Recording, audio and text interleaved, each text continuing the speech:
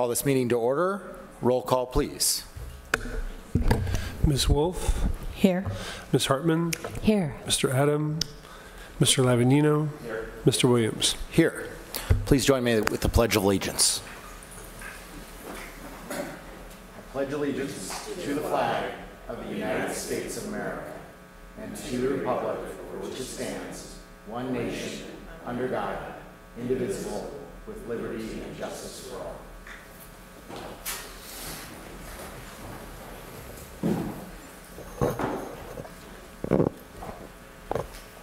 We will take public comment for items not on the agenda. We have one request to speak. Mr. Kolaski.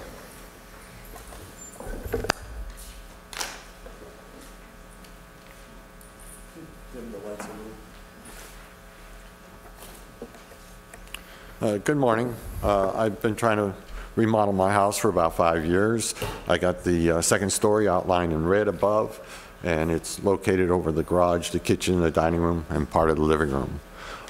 We were rejected because they claimed that it's located solely over the garage, which makes no sense. Matter of fact, one of my first talks was, you can't make sense of no sense, and that's precisely being here. I kind of tried to summarize things into a short order here. That we have in the 2nd District is a reign of terror, lying, and dirty tricks. Let me start off with, we were kicked out of our 5th meeting after having a 5-2 vote in our favor. We were not told why we were being ordered out. We were ordered out in 15 seconds. We couldn't ask a question because they had Dylan jumping up and screaming at us, so we could not say anything. After that, I was totally shocked, mortified, just couldn't believe anything. My blood pressure shot up to over 200 at one point, and for 2 years I more or less struggled to get it down below 185, which I didn't realize at the time was I should have really died. My mother died of stroke, and I was 2 years younger than her, but I really should have died. I don't understand that. This is like the Middle Ages when I come down here, like dealing with a warlord. You know, you can't do anything unless the warlord approves of it, and that's what the 2nd District has been like. One time, about a year later or so, I'm sitting in the audience and actually trying to get my book out to read while I listen to what's going on. A guard comes up to me and says that you have to leave. I said, why? Because somebody doesn't want you here. This is not typical of public meetings, especially when you're just sitting in the audience. He started to get his nightstick out, and I hurried to get my books and my paperwork together because I truly feared for my life that I was going to get whacked across the back of the head. As he moved, getting his nightstick out so he can position himself to hit me over the back of the head, it was terrifying to me, and I'm just wondering, am I going to get all the way up, or am I going to get hit before I get all the way up? I was concerned that when you get hit at the back of the head as a soft part of your skull, that, yeah, you might live, but you might be a vegetable afterwards. It even horrified the members of the Board of Architectural Review, got a special meeting out of that. And so this is what life has been like for me for the last almost 5 years. You know, when we got kicked out, you can't imagine, to me, what that means to be kicked out of a public meeting, a meeting you paid for in 15 seconds. Thank you, Mr. Kolaski. Okay, we'll be back. That concludes public comment.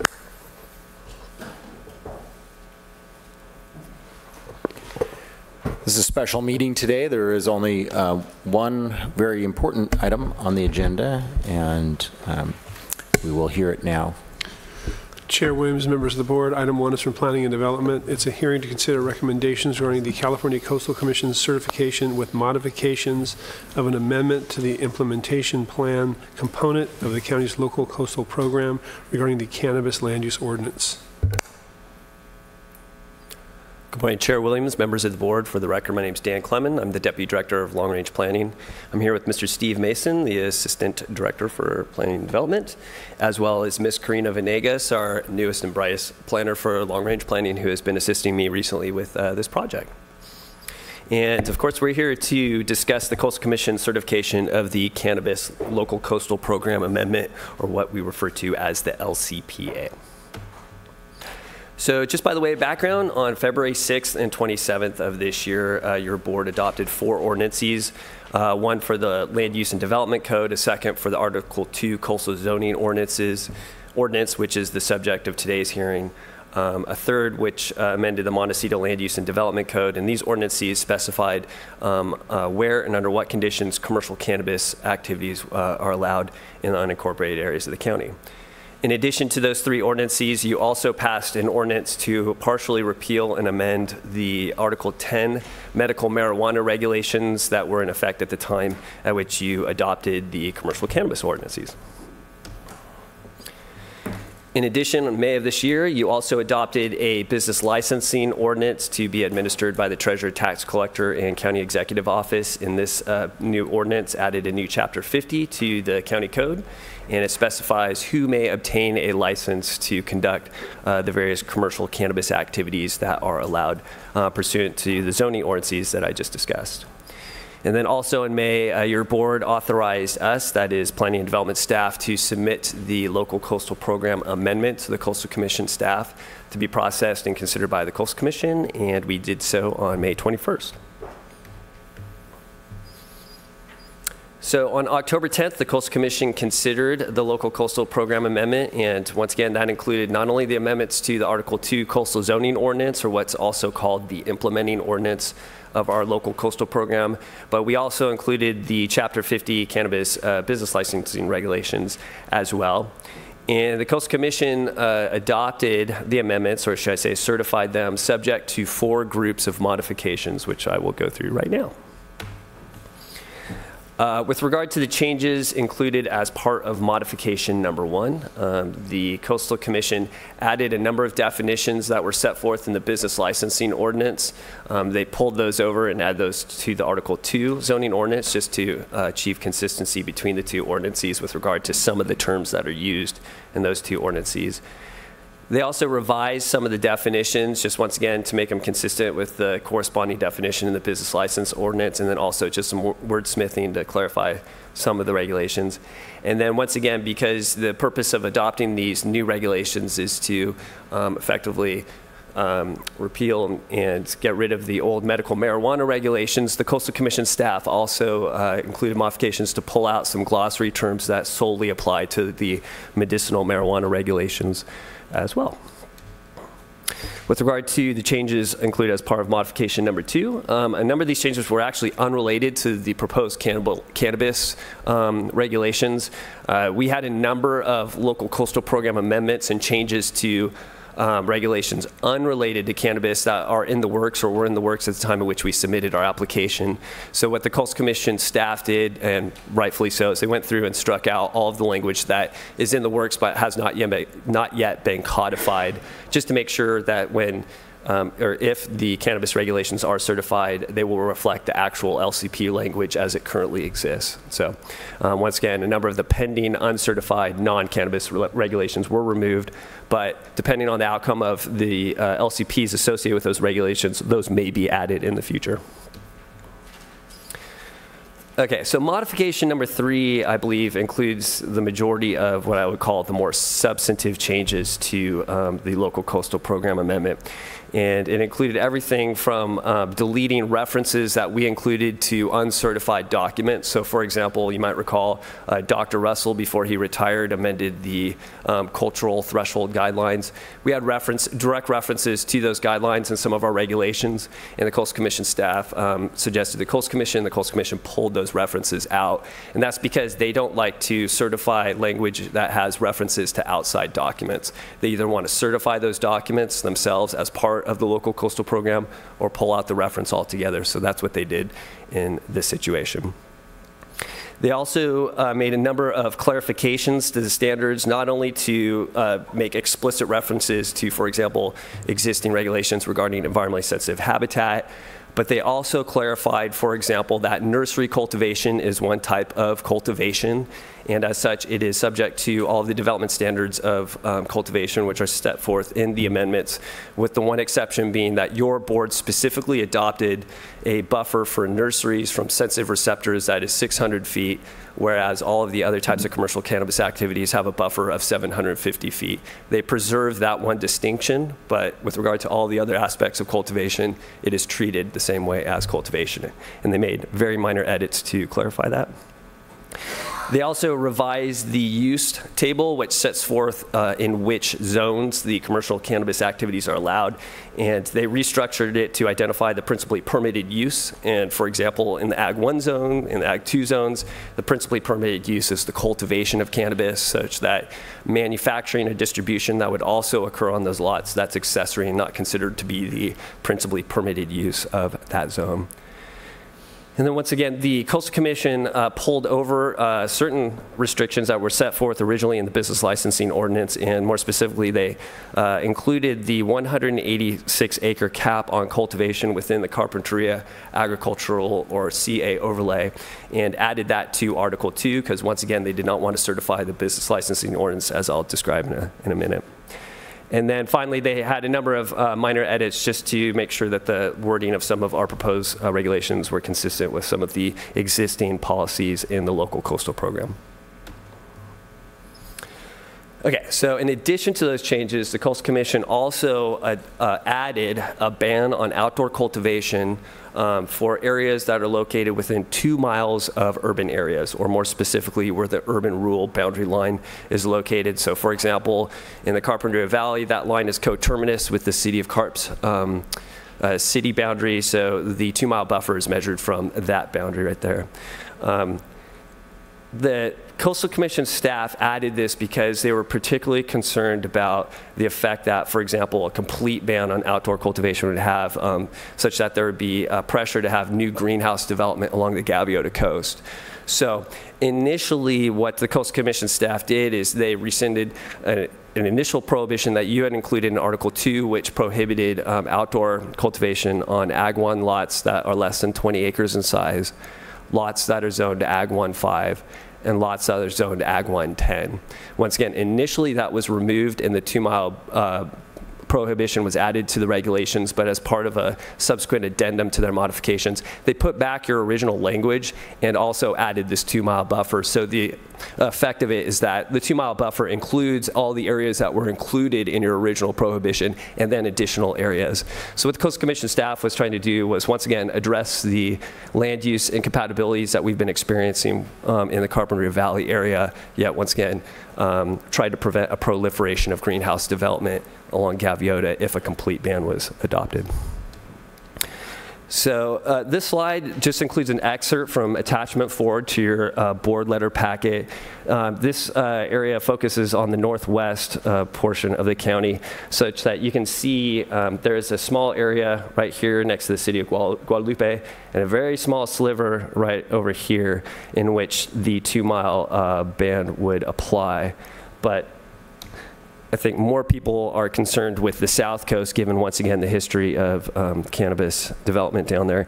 And this slide once again is an excerpt of attachment 4, and as you can see by the oranges hashed area, it encompasses the majority of the coastal zone along the South Coast, going from the Ventura County border up to 2 miles west of the city of Goleta, and once again does not include the Gaviota coast. So once again, this is the furthest extent to the west where the 2-mile ban would apply, and then over here you can see it applies almost all the way to the eastern boundary of the county. There's a small sliver that's not encompassed right there, but those were already not subject to the ban. So once again, the 2-mile ban encompasses the majority of the South Coast area. In addition, the Coastal Commission adopted an additional standard specifically for the Gaviota coast, whereby if accessory manufacturing or distribution occurs on an Ag 1 or Ag 2 lot on which cultivation occurs, a minimum of 51% of the cannabis that is manufactured or distributed as an accessory use must be grown on the same lot as where the cultivation occurs. So initially, your board adopted a 10% standard. That is, 10% of the cannabis must be grown on site. But in order to achieve consistency with a recently adopted standard for the Gaviota Coast Plan, whereby all other ag products are subject to the 51% requirement, in order to achieve consistency with that, the Coastal Commission staff wanted to apply this standard specifically for cannabis to the Gaviota Coast area. I will also say that there are similar accessory processing requirements, once again, for Ag 2 lots, and the main concern of the Coastal Commission is to make sure that cultivation and not the accessory processing and distribution remain the principal use of the lots. They don't want these lots turned into basically industrial lots where manufacturing is the principal use as compared to the cultivation. So they added this 51% standard. Another substantive change involves a requirement that was added, and I should say that this requirement already applies to the processing of agricultural products besides cannabis. It's already stated in Article 2 zoning ordinance, but just to reinforce this requirement, Coastal Commission staff specifically added a requirement that says if you are going to be processing cannabis that's grown from off-site, either in the form of manufacturing or distribution, that cannabis must be sourced from ag lands located within 25 miles of Santa Barbara County. The intent behind this requirement is to protect local agriculture, and the Coastal Commission staff once again identified this requirement for all the other types of agricultural processing and felt it was important to add this specifically to cannabis. This is just a simple slide. This is an excerpt from the map that's included in your board letter. It shows the extent of the 25-mile area surrounding Santa Barbara County. It includes portions of the southern portion of San Luis Obispo, western portions of Kern County, and then northern portions of Ventura County. So that would be the area within which the cannabis could be sourced if it is going to be processed as an accessory use. Dan, we have a question. Supervisor Hartman. Thank you. So this doesn't apply if we had a lab for testing. It's just for the manufacturing? That is correct. Excuse me, Chair Williams, Supervisor Hartman, that is correct. It's manufacturing and distribution when it's accessory to cultivation on Ag 1 and Ag 2 lots. Okay, so the fourth modification involves the business licensing ordinance. Once again, we submitted the business licensing ordinance as part of our local coastal program amendment application because we knew that there were certain land use controls that resided in the business licensing ordinance that did not reside in Article 2. So for example, the 186-acre cap on cultivation in the CA overlay, that was in the business licensing ordinance, not Article 2. So what the Coastal Commission did, they pulled over just those select items that had land use controls, added those to Article 2, but refused or rejected certifying our entire business licensing ordinance because they believed that there were so many other requirements that were unrelated to the Coastal Act and what is within their purview. They really did not want to create a situation where every time we amended our business licensing ordinance, even if it was unrelated to coastal regulations, we'd have to go back and amend that as part of an LCPA. So they rejected the certification of the business licensing ordinance and once again, just pulled over what they believe was needed into Article 2. But because it's not a land use ordinance, it does not nullify our business ordinance, or it does? I'm sorry, could you please repeat the question? Does that, because, how does that affect our business licensing ordinance? Because some of our protections are lodged in our business licensing ordinance. That's correct. So those would still also apply. What I'd say is the Coastal Commission just pulled over what they felt they had purview over, and that did not add anything, did not take away. It just kind of added to the LCP what they felt they wanted to keep control over, but they don't want to deal with the other standards that still will apply. So. Okay, so the decision... before you move on, yes, Supervisor Levin. Thank you. So what would have been the benefit of getting our business ordinance blessed by the Coastal Commission then? Chair Williams, Supervisor Lavanino, the only reason we submitted the business license ordinance, because once again, there were certain land use controls that solely resided there. They took the ones they wanted. So, Okay. okay, so your decision options today with regard to the modifications, obviously you may accept the certification with modifications. You may withdraw, and that is amend and resubmit the LCPA if there is something in there that you find objectionable that you would like to change, and then resubmit and have consideration of. Third, you may reject the modifications, and fourth, you may choose to take no action, which would mean that the certification would expire effective April 10th of 2019, which is 6 months following the Coastal Commission's decision to certify with the modifications. So what we are recommending that you do is that, once again, you receive notice of the California Coastal Commission's certification with the 4 modifications, and you adopt a resolution acknowledging receipt of that notice, and that you accept and agree to the modifications. And we're going to agree to issue CDPs for the area that is encompassed by this local coastal program amendment, which is the entire unincorporated area of the coastal zone. And then adopt the LCP amendment with the Coastal Commission modifications. Third, we're asking that you determine that your action today is not subject to CEQA, and direct us as P&D staff to transmit the resolution that reflects your board's decision this morning to the Coastal Commission Executive Director, such that he could agendize this for the November Coastal Commission hearing for final acceptance of the LCPA. That concludes my presentation. I'm more than happy to answer any additional questions you may have. Supervisor Hartman. Thank you. This is just to ask you to repeat and clarify once again how this changed, how the modification from the Coastal Commission affects hoops, and what we did to ban hoops in the coastal zone on certain parcels.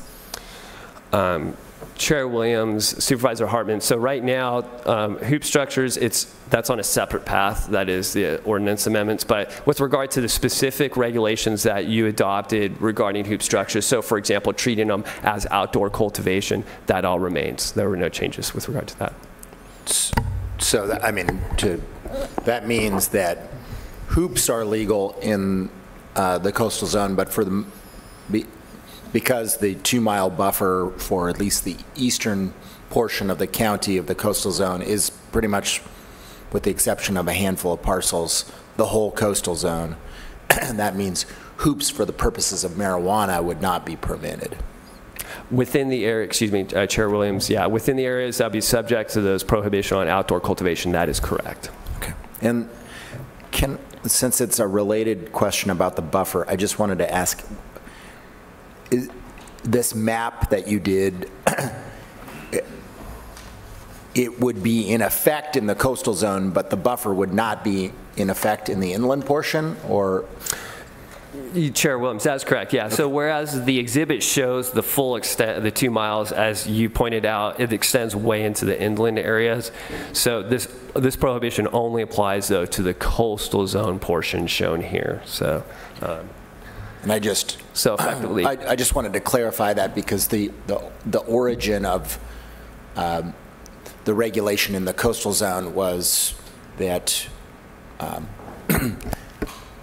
one of my colleagues was not comfortable with the buffers in the inland portion, and therefore we did buffers we did de facto buffers in the coastal zone only.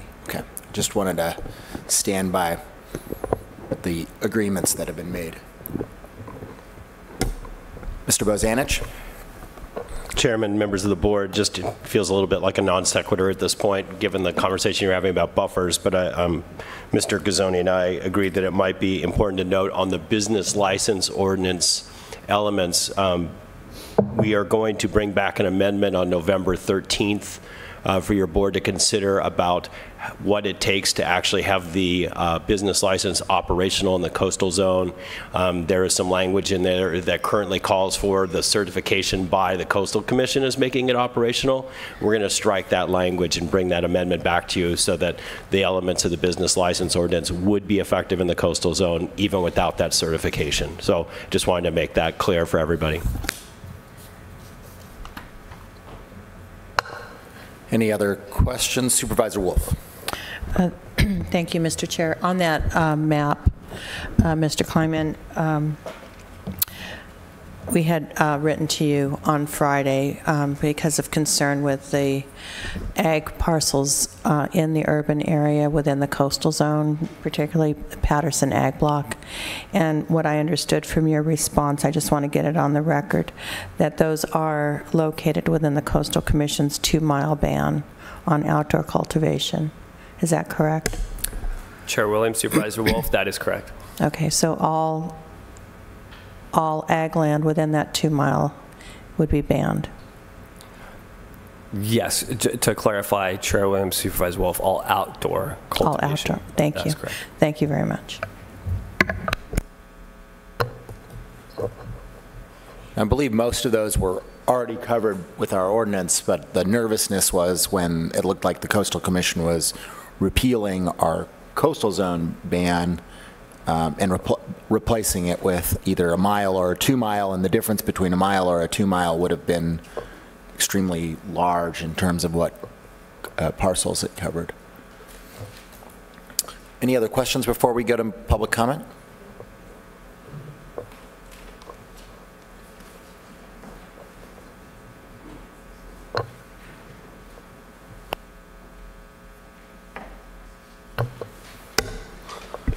We'll take public comment. Chair Williams, members of the board, we have 4 requests to speak. We're going to start with Charlotte Brownlee, to be followed by Anna Carrillo. Good morning, Supervisors. Just wanted to thank you for your partnership as we work to protect Kate School and also the Carpinteria Valley. I did want to comment that this weekend it was actually particularly intense in Carpinteria. We had about 200 families visiting from all around the world, and the odor from the cannabis operations was one of the worst weekends we've had. So our sense of urgency around getting this settled is very high, not only for the odor but also for the safety issues that we've seen, especially with the recent robberies and invasions. We were certainly distressed by the potential to lose the ban in the coastal zone, so I'm pleased with this new 2-mile buffer. And we had about 50 Kate families who wrote letters to the Coastal Commission in support of continuing some sort of protection like that. So we are in favor of accepting these certifications, and we support the 2-mile buffer banning outdoor growing from the urban-rural boundary in Carpinteria. We think that that will provide us adequate protection, and we are eager to move on towards having the ability to start enforcement. So thank you for that, and I hope that you will accept that certification. Thanks.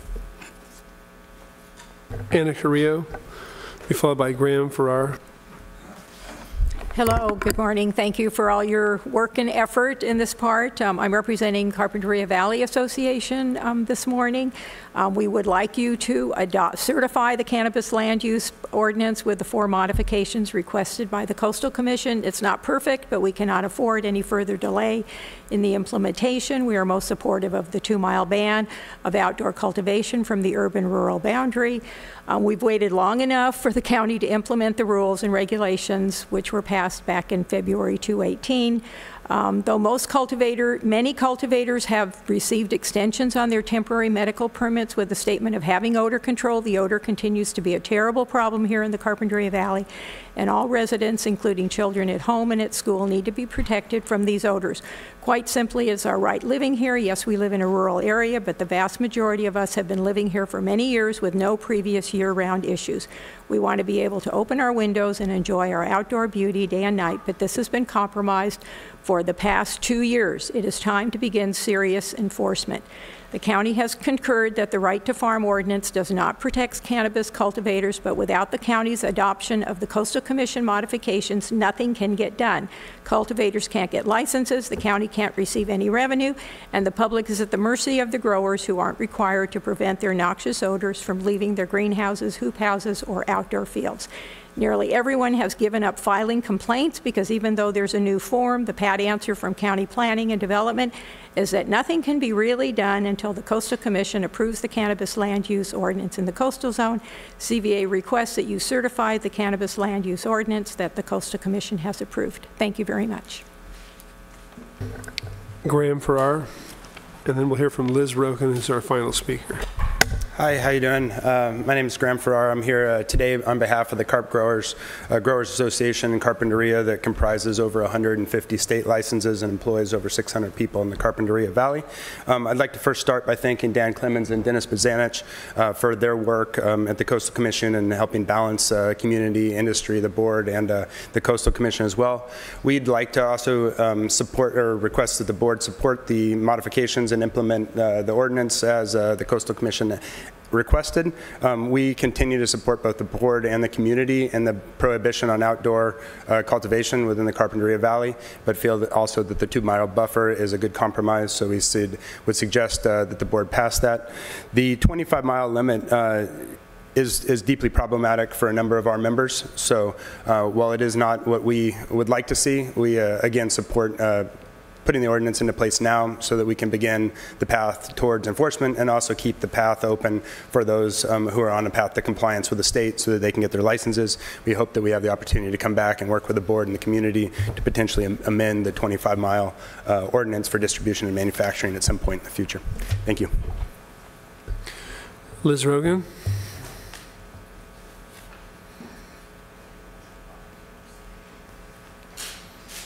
Good morning, board. Thank you so much for your time today. My name is Liz Rogan. I'm here representing the Cannabis Business Council of Santa Barbara County. And really what I'd like to say is thank you. Thanks for expediting this. I know it's been a challenge and we've all worked together. And I think that as we move forward with this, we will be able to resolve all of these issues that have been brought up today. And one thing I'd like to say is it is harvest season, so it is going to be the strongest smelling time of the year. So I really thank you again for putting these moving forward as much as possible to make this a workable solution for everyone. So thank you very much.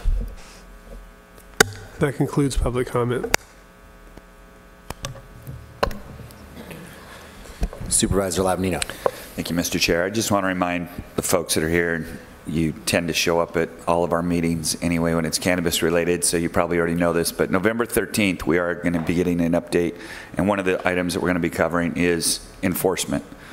And I know it's been a little bit less in the Carpinteria Valley because the Coastal Commission had not, we were waiting for certification, but I can promise you that in the inland, it's been hot and heavy, and been doing an outstanding job on enforcement. So it's a target-rich environment out there, and our guys are doing a really good job. And we're going to be going over some numbers on the 13th to kind of show you where we're at right now. Supervisor Hartman. I think a lot of our enforcement in the inland has been people without permits, but I would like just to ask a question about what exactly does our ordinance require with regard to odor, both for greenhouses and for hoop houses or outdoor.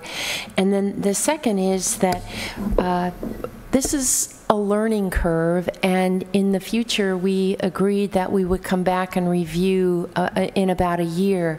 So I'd like you to talk a little bit about that. When is that? And just so that in addition to the upcoming meeting, people have a sense that this isn't the final word on this ordinance. It'll be an evolving process as we learn more. Yes, so Chair Williams, Supervisor Hartman, you are correct. So all forms of cultivation are subject to the odor control requirements. So regardless if it's indoor or outdoor, there is supposed to be outdoor controls in the coastal zone. So with regard to revisiting the ordinance, yes, we definitely do intend to revisit this. Indeed, just from our implementation of the Land Use Development Code cannabis regulations, we saw certain things that weren't working for some of the planners. So for example, some of the security fencing requirements, some things were getting captured in there that were never intended to be captured in those requirements. So we actually got some of the specific surgical changes done to the Article 2 when we could do that through the modification process, but we should go back and, for example, also modify the corresponding regulations in the inland area. So little cleanup items like that, we definitely need to revisit and amend and fix as we learn them. With regard to enforcement, yeah, because there are heightened enforcement requirements for this particular type of development, in addition to the reports that you're going to receive from the CEO, I'm looking to Mr. Mason here, who's in charge of the enforcement, and we could do an update to your board, say, within a year or so, or whatever time frame you feel is appropriate, just so we can give you an update on how things are going and let you know what's working and not working to possibly identify future amendments as well. Thank you, and I just want to emphasize, I think that was direction that we gave initially, is that in a year we wanted a full accounting and report and opportunity to amend. Supervisor Wolf. Thank you, Mr. Chair. I also wanted to thank staff for moving this forward. As you know, that there has been some complaints in the ag area in eastern Goleta Valley, so similar to what we're hearing in Carpinteria on odor. So I'm really pleased that this is moving forward. I think the Coastal Commission, in my opinion, has done us a favor. There's 3 things that are important that they have included in these changes. One is that 2-mile buffer. The other one is the 51% on-site requirement that I thought was really important, and I'm glad they included it, and also the identification of principally permitted uses. So all in all, I think the Coastal Commission has tightened up our regulations, and I'm glad we're moving forward. So I appreciate all of your work. Thank you, Mr. Chair.